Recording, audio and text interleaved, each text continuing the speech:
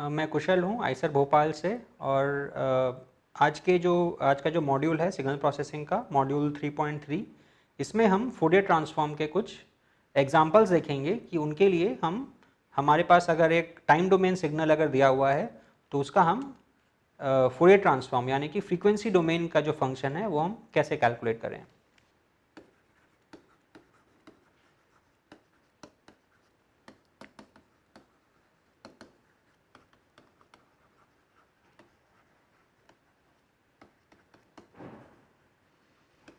So this is part 1। हम आगे के एक मॉड्यूल में और भी कुछ एग्जांपल्स देखेंगे जिसे हम पार्ट 2 का नाम देंगे। तो एग्जांपल्स में जाने के पहले मैं आपको रिमाइंड करा दूं कि फूरियर ट्रांसफॉर्म क्या होता है। तो फूरियर ट्रांसफॉर्म का बेसिक कॉन्सेप्ट होता है कि आपके पास अगर कोई टाइम डोमेन सिग्नल अगर दिया हुआ है तो आप उसको फ्रीक्वेंसी डोमेन में किस तरीके से रिप्रेजेंट कर सकते हैं, यानी कि आप उस टाइम डोमेन सिग्नल के जो फेज़र कंपोनेंट्स हैं उनका वैल्यू आप किस तरीके से निकाल सकते हैं। तो क्योंकि जो फेज़र्स होते हैं वो आपस में ऑर्थोगोनल होते हैं, जो कि हमने पिछली बार देखा था, तो उस वजह से हम उनकी इस ऑर्थोगोनलिटी प्रॉपर्टी को यूज़ करके किसी भी गिवन फंक्शन के जो फेज़र के जो कंपोनेंट्स हैं उनको हम इस सिंपल से फॉर्मूले को यूज़ करके हम एक्सट्रैक्ट कर सकते हैं। इसका हमने एक सिंपल सा एग्जांपल भी देखा था पिछली बार कि आपके पास अगर एक रेक्टेंगुलर पल्स है टाइम डोमेन में f ऑफ t जो कि माइनस t1 से t1 जा रही है और जिसका मैग्नीट्यूड अगर 1 है, तो इसका जो फूरियर ट्रांसफॉर्म हमने कैलकुलेट किया था वो हमने किया था 2 sine of omega t1 divided by omega, जिसे हमने सिंक फंक्शन के माध्यम से भी लिखा था 2t1 sinc of omega t1 by pi, जहाँ पे ये सिंक फंक्शन है that is defined in the following way. Sinc of x is equal to sine of pi x by pi x। जैसा कि हमने बताया था कि ये बहुत ही इंपॉर्टेंट फंक्शन है जो कि सिग्नल प्रोसेसिंग एनालिसिस में कई बार काम आता है। तो आज हम कुछ और अलग एग्जांपल्स देखेंगे कि उनके लिए हम किस तरीके से फूरियर ट्रांसफॉर्म कैलकुलेट कर सकते हैं। तो अब मान लीजिए कि आपका जो एफ ऑफ टी फंक्शन है वो खुद में एक फेज़र है। तो यानी कि सपोज आपका F of T is equal to E power J omega naught T, जहाँ पे ओमेगा नॉट कोई भी रियल नंबर हो सकता है। तो इसके लिए अब हम इसे अगर यहाँ सब्स्टिट्यूट करें, F of J omega is equal to integral minus infinity to plus infinity E power J omega naught T E power minus J omega T D T. तो अब हम इन दो फेजर्स को हम कंबाइन कर सकते हैं, वो हो जाएगा minus infinity to infinity E power J omega naught minus omega T D t. अब इसे अगर हम इंटीग्रेट करना चाहें, अगेन हमने इसकी वैल्यू पहले देख ली है कि अगर ओमेगा नॉट और ओमेगा अगर अनइक्वल हैं, अगर डिफरेंट हैं, तो इस इंटीग्रल की वैल्यू 0 हो जाएगी, और अगर ओमेगा नॉट और ओमेगा अगर इक्वल हैं तो इसकी वैल्यू इन्फिनिटी हो जाएगी, जिसे हम डिराक डेल्टा फंक्शन यूज़ करके हम लिख सकते हैं। तो अगर हम डिराक डेल्टा फंक्शन अगर यूज़ करेंगे तो इस इंटीग्रल की वैल्यू होगी 2 pi delta of omega naught minus omega. तो ये है ई पावर जे ओमेगा नॉट टी का फूरियर ट्रांसफॉर्म। तो अगर हमारा फंक्शन अगर एक सिंपल फेज़र है तो उसका जो फूरियर ट्रांसफॉर्म है वो एक डेल्टा फंक्शन होगा, जिसे हम इस तरीके से लिख सकते हैं। अब जैसा कि आप जानते हैं कि जो साइन फंक्शन और कॉस फंक्शन होता है उसे हम फेज़र को यूज़ करके हम रिप्रेजेंट कर सकते हैं, यानी कि हमें अगर cos of omega naught t का फूरियर ट्रांसफॉर्म निकालना हो तो हमें ये इंटीग्रेशन करने की ज़रूरत नहीं है, हम उसे सिर्फ फेज़र फॉर्म में लिख के और फिर फेज़र का फूरियर ट्रांसफॉर्म यूज़ करके हम इजीली उसका फूरियर ट्रांसफॉर्म निकाल सकते हैं। तो मान लीजिए आपके पास अगर cos of omega naught t है और आपको इसका फोरियर ट्रांसफॉर्म निकालना है। So this is your f of t. तो इसे हम फेज़र यूज़ करके लिख सकते हैं e power J omega naught t plus e power minus J omega naught t divided by 2। और फिर हम फोरियर ट्रांसफॉर्म यूज़ करके इंडिविजुअल जो हमारे फेजर्स हैं ई पावर जे ओमेगा नॉट टी और ई पावर माइनस जे ओमेगा नॉट टी, इन दोनों का इंडिविजुअल फोरियर ट्रांसफॉर्म यूज़ करके हम कॉस ओमेगा नॉट टी का फोरियर ट्रांसफॉर्म निकाल सकते हैं। यानी कि वो कुछ इस तरीके से होगा, f of J omega is equal to half e power J omega naught t का फोरियर ट्रांसफॉर्म होगा 2 pi delta of omega naught minus omega, और इसका होगा plus 2 pi delta of omega naught plus omega. यहाँ पे plus हो गए क्योंकि minus omega naught minus omega का माइनस साइन से कोई फ़र्क नहीं पड़ता, क्योंकि जो डेल्टा फंक्शन है वो is non zero only when it's argument is zero. तो बाकी सारे आर्ग्यूमेंट्स के लिए वो ज़ीरो हो जाएगा। तो यानी कि अब यहाँ पे ये 2 कैंसिल करके हम फाइनली इसे लिख सकते हैं equal to pi into delta of omega naught minus omega plus delta of omega naught plus omega. उसी तरीके से हम अगर हमारा एफ ऑफ टी अगर sine of omega naught t है तो उसका भी हम फोरियर ट्रांसफॉर्म इसी तरीके से निकाल सकते हैं। सबसे पहले हम sine of omega naught t को फेज़र फॉर्म में लिखेंगे, तो वो हो जाएगा e power J omega naught t minus e power minus J omega naught t divided by 2j। और फिर से हम अगर इन इंडिविजुअल फेजर्स का फोरियर ट्रांसफॉर्म लिखें और फिर इनको अगर हम यहाँ सब्स्टिट्यूट करें तो फाइनली कुछ सिंपल मैथमेटिकल मैनिपुलेशंस के बाद हमारा ये फोरियर ट्रांसफॉर्म हो जाएगा pi by J into delta of omega naught minus omega minus delta of omega naught plus omega. तो ये है हमारा Fourier transform of simple sinusoidal and simple cos function. अभी हम थोड़े से और इन्वॉल्व एग्जांपल्स को देखते हैं। तो अभी सपोज फेज़र की जगह आपका जो ई पावर का जो कोएफिशिएंट है, सपोज वो एक रियल नंबर हो, यानी कि एफ ऑफ टी अगर हो ई पावर माइनस ए टी। अब इस फंक्शन के साथ में ये प्रॉब्लम क्या है कि ये जो फंक्शन है ये नेगेटिव टाइम के लिए ब्लो अप कर जाता है। आप अगर इस फंक्शन को अगर प्लॉट करेंगे T E power minus A T, तो ये जो फंक्शन है अगर हमारा जो a है हम उसे अगर पॉजिटिव मान रहे हैं तो पॉजिटिव टाइम के लिए जो हमारा ये सिग्नल है वो कम होता जाएगा, लेकिन नेगेटिव टाइम के लिए सिग्नल बढ़ता जाएगा, यानी कि ये सिग्नल कुछ इस तरीके से दिखेगा। तो हम अगले मॉड्यूल में देखेंगे कि इस तरीके के जो सिग्नल्स होते हैं उनके लिए फोरियर ट्रांसफॉर्म निकालना मुश्किल होता है, वो फोरियर ट्रांसफॉर्म एक्चुअली एग्जिस्ट ही नहीं करता है। तो इसीलिए इस फंक्शन का फोरियर ट्रांसफॉर्म निकालने के लिए हम क्या करेंगे, हम इसे u ऑफ t से मल्टीप्लाई कर देंगे। u ऑफ t जैसा कि हमने फर्स्ट वीक के जो मॉड्यूल्स थे उसमें हमने देखा था, u of t is a unit step function. तो u ऑफ t जो होता है वो कुछ इस तरीके से होता है कि वो पॉजिटिव टाइम के लिए 1 होता है और नेगेटिव टाइम के लिए वो 0 होता है। यानी कि हम अगर अपना अब f ऑफ t अगर प्लॉट करते हैं जो कि है e power minus A T into you of t, तो वो फंक्शन सिर्फ इतना ही रह जाएगा, उसका जो लेफ्ट हैंड साइड का पोर्शन है वो कट होके वो 0 हो जाएगा। तो ये इस फंक्शन के लिए अब हम फोरियर ट्रांसफॉर्म कैलकुलेट कर सकते हैं फोरियर ट्रांसफॉर्म का फॉर्मूला यूज़ करके। तो आइए देखते हैं क्या वैल्यू निकलती है। तो f ऑफ जे ओमेगा जैसा कि हम जानते हैं is equal to integral minus infinity to infinity f of t e power minus J omega T D t.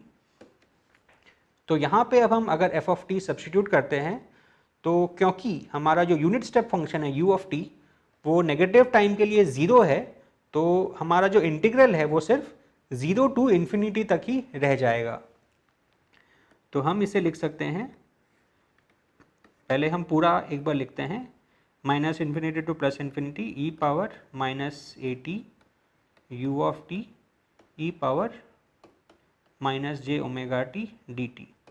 अब हमें अगर u ऑफ टी हटाना है तो वो बहुत आसान है, हम u ऑफ टी हटाएंगे और इंटीग्रल की लिमिट्स को हम 0 से इन्फिनिटी तक लिख देंगे। और फिर क्योंकि हमारा जो इंटीग्रल है उसके अंदर में हमारे पास दो फेजर्स हैं, एक तो ये e power minus A T और एक ये e पावर माइनस जे ओमेगा टी।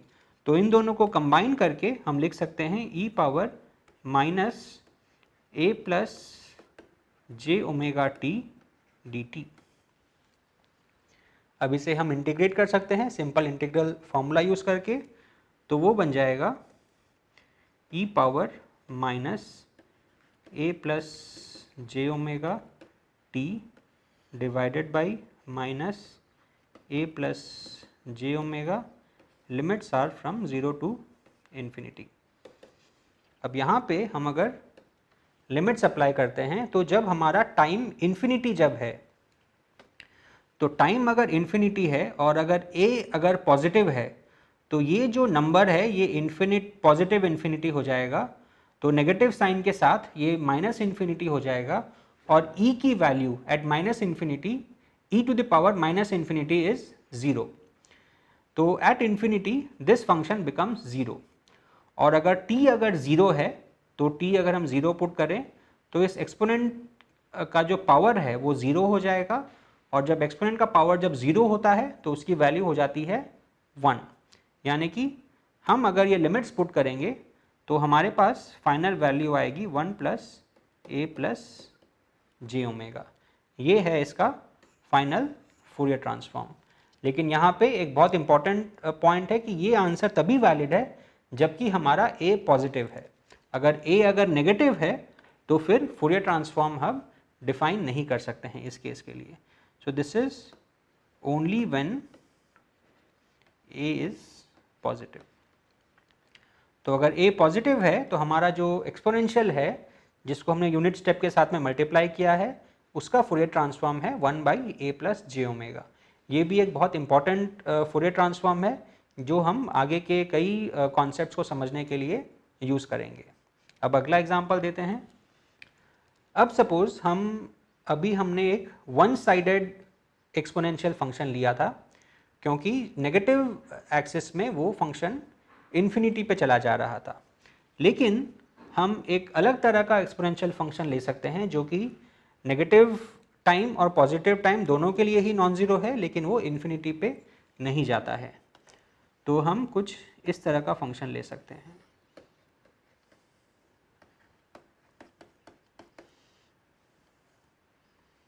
हम उसको इधर भी डिक्रीजिंग ले सकते हैं और इस तरफ भी डिक्रीजिंग ले सकते हैं। तो ये इस फंक्शन को हम मैथमेटिकली हम लिख सकते हैं f of t is equal to E power minus mod of t। तो मॉड ऑफ t का मतलब क्या है?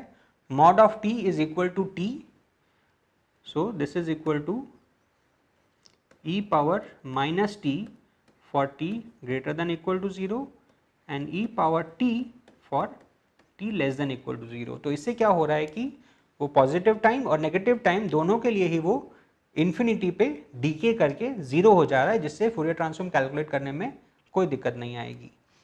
तो अब इसके लिए हम अगर फूरियर ट्रांसफॉर्म अगर हम कैलकुलेट करना चाहें तो वापस से हम फॉर्मूला लिख रहे हैं minus infinity to plus infinity F of t E power minus J omega T D T.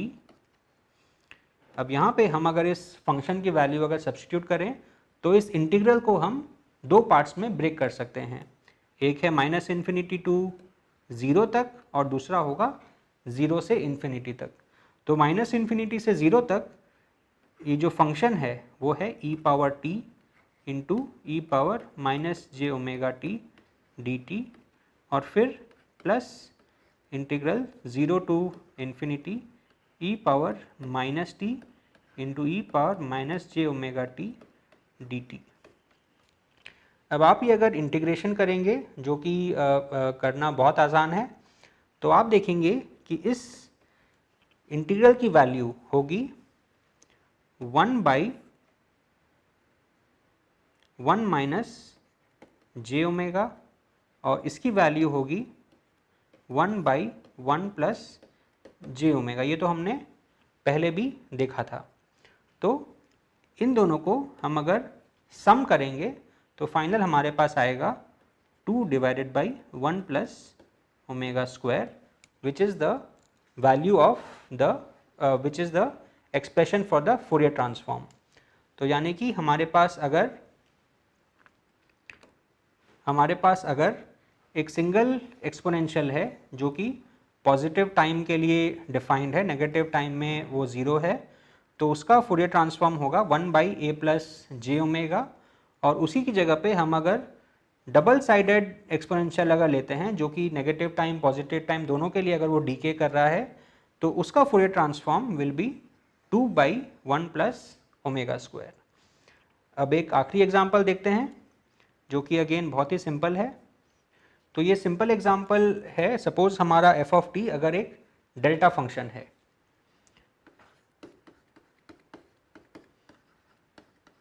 हमने देखा था कि अगर हमारा एफ ऑफ टी अगर एक फेज़र है तो उसका फूरियर ट्रांसफॉर्म डेल्टा फंक्शन होता है। यानी कि हमने देखा था अगर हमारा एफ ऑफ टी अगर है ई पावर जे ओमेगा नॉट टी तो हमारा फूरियर ट्रांसफॉर्म जो है वो है 2 pi into 2 pi delta of omega minus omega naught. लेकिन अगर हम टाइम डोमेन में अगर डेल्टा फंक्शन लेते हैं तो उसका फूरियर ट्रांसफॉर्म क्या होता है। तो अगर हम एफ ऑफ टी को डेल्टा ऑफ टी लेते हैं तो हमारा फूरियर ट्रांसफॉर्म कुछ इस तरीके से होगा। वापस से हम फॉर्मूला यूज़ कर सकते हैं minus infinity to infinity delta of t E power minus J omega T D t. जैसा कि अगेन हमने फर्स्ट वीक के लेक्चर्स में देखा था कि अगर हमारा कोई इंटीग्रल है माइनस इन्फिनिटी टू इन्फिनिटी और अगर उसमें डेल्टा फंक्शन है तो उस इंटीग्रल की वैल्यू होती है कि हम उस इंटीग्रैंड के अंदर में जितने भी बाकी जो फंक्शंस हैं हम उनकी वैल्यू बस t इक्वल टू 0 पे निकाल लें। That will be the value of this integral. यानी कि इसकी वैल्यू होगी जस्ट 1 क्योंकि ये जो फेज़र है e power minus J omega t at t equal to 1 ये फेज़र की वैल्यू है 1। सो अभी अगर हम देखें कि हम इन दोनों को हम कैसे कंपेयर कर सकते हैं तो यहाँ पे अगेन हमारा जो फ्रीक्वेंसी डोमेन का जो फंक्शन है यहाँ पे अगर हम ओमेगा नॉट को हम अगर 0 ले लें यानी कि ये जो हमारा फंक्शन है टाइम डोमेन में ओमेगा नॉट अगर 0 है तो ये फंक्शन हो जाएगा 1। तो फिर उसका जो फूरियर ट्रांसफॉर्म है वो हो जाएगा 2 pi of delta of omega. यानी कि अगर f of T is equal to 1 तो f of J omega is equal to 2 pi delta of omega. ये हमने कैसे निकाला, simply omega naught equal to 0 substitute करके।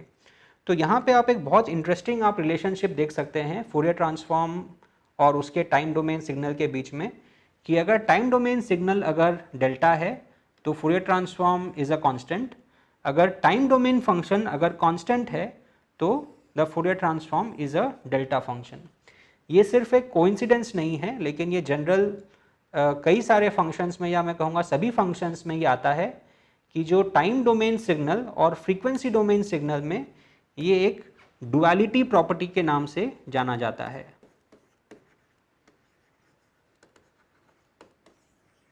तो इसके बारे में और डिटेल्स हम जानेंगे लेकिन ये बहुत सिंपल एग्जांपल से। सो इस एग्जांपल में हम देख रहे हैं कि हमारा जो टाइम डोमेन सिग्नल है अगर वो एक डेल्टा फंक्शन है और तो हमारा जो फूरियर ट्रांसफॉर्म है वो कांस्टेंट आएगा और अगर हमारा टाइम डोमेन सिग्नल अगर कांस्टेंट है तो हमारा फूरियर ट्रांसफॉर्म जो है वो डेल्टा फंक्शन आएगा। तो इस तरह के कॉम्प्लीमेंट्री प्रॉपर्टीज़ हम और भी कई एग्जांपल्स में आगे देखेंगे बट अभी के लिए मैं सिर्फ आपको ये कॉन्सेप्ट से इंट्रोड्यूस कराना चाहता था। तो इस मॉड्यूल में हमने देखा फूरियर ट्रांसफॉर्म के कई सारे एग्जांपल्स और हमने ये भी देखा कि सिंपल फंक्शंस के लिए इनको कैलकुलेट करना बहुत आसान है। और सबसे अच्छी बात यह है कि ज़्यादातर जो सिस्टम एनालिसिस होती है वहाँ पे इस तरह के सिंपल एग्जांपल से भी हम कई डीप इंसाइट्स गेन कर सकते हैं उस सिस्टम प्रॉपर्टीज़ के बारे में। तो अगले मॉड्यूल में हम देखेंगे कि ये जो फूरियर ट्रांसफॉर्म है ये हर किसी टाइम डोमेन फंक्शन के लिए एग्जिस्ट नहीं करता है। तो उस टाइम डोमेन फंक्शन के क्या प्रॉपर्टीज़ होने चाहिए ताकि वो फूरियर ट्रांसफॉर्म एग्जिस्ट करे, ये हम मॉड्यूल 3.4 में देखेंगे। Thank you.